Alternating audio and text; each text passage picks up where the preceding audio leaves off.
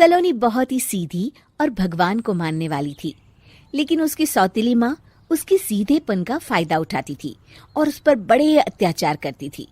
जरा सी चूक हो जाने पर उसकी खूब पिटाई करती। अरे सुनते हो, कोई लूला लंगड़ा देख इसकी शादी तय करो और इसे इस घर से बाहर का रास्ता दिखाओ। सलोनी के पिता जानते थे कि मीना एक चांडाल औरत है, इसलिए वो एक अच्छा घर देख सलोनी की शादी कर देते हैं। लेकिन वहां भी सलोनी से जलने वालों की कमी नहीं थी। सलोनी की ननद निकिता उसे बिल्कुल पसंद नहीं करती थी। सलोनी, बात तो सुनो जरा। जी कहिए। आज शाम को मेरे बॉस खाने पर आ रहे हैं। ध्यान रहे उनकी खातिरदारी में किसी प्रकार की कोई कमी नहीं होनी चाहिए। जी आपने कह दिया, बिल्कुल वैसा ही होगा। शाम को सलोनी जैसे ही गैस पर खाना चढ़ाकर वहां से जाती है अभी इसके खाने का स्वाद बढ़ाती हूँ। निकिता गैस की आंच तेज कर देती है। थोड़ी देर में देखते ही देखते सारा खाना जल जाता है और पूरे रसोई घर में चारों तरफ धुआं फैल जाता है। अब आएगा मजा।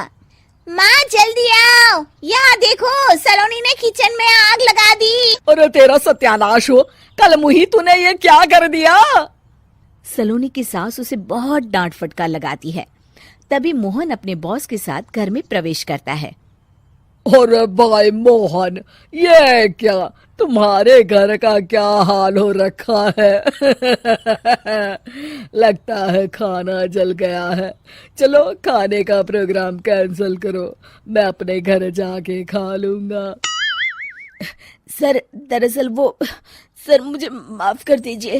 अरे कोई बात नहीं, घरों में ये छोटी मोटी बातें होती रहती है। मैं समझ सकता हूँ, फिक्र मत करो, मैं नाराज नहीं हूँ और इस बात का तुम्हारे प्रमोशन पर भी कोई असर नहीं पड़ेगा। चलो अब चलता हूँ मैं। बॉस के जाते ही मोहन सलोनी पर भड़क उठता है और उसे खूब खरी खोटी सुनाता है।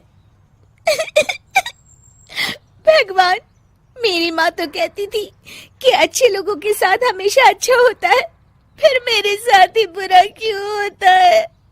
आखिर मेरी गलती क्या है? तभी आकाशवाणी होती है। बेटी, अब तुम्हें कोई दुख नहीं दे पाएगा। तुम्हारा बुरा सोचने वाले की मन की सारी बातें तुम पहले ही जान जाओगी। सलोनी निकिता को चाय देने उसके कमरे में जाती है। तब निकिता के मन में कुछ बातें चल रही थी।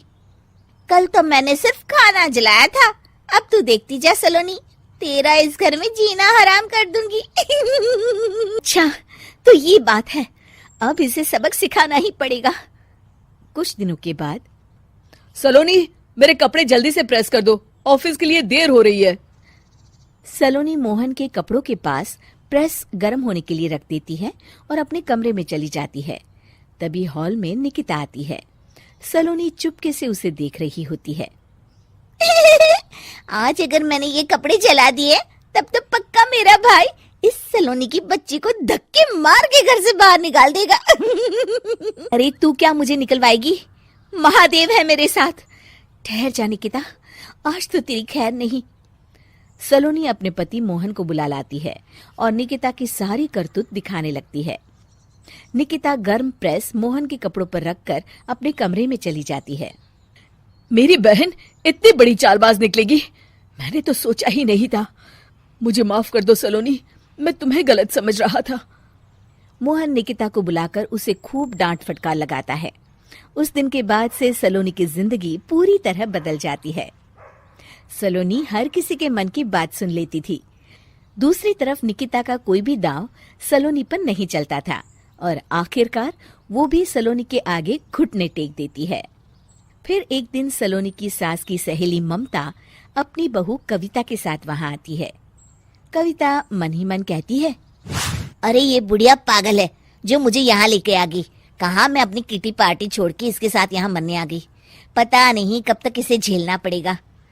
अरे ये जल्दी मरे और इसकी सारी जायदाद मेरे नाम हो जाए। सलोनी कविता की सारी बातें सुन लेती है।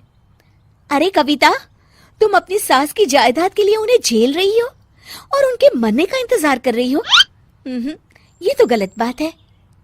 सलोनी की बात सुनकर कविता बिना देर किए कहती है, अरे ये तुमने कैसे सुन लिया?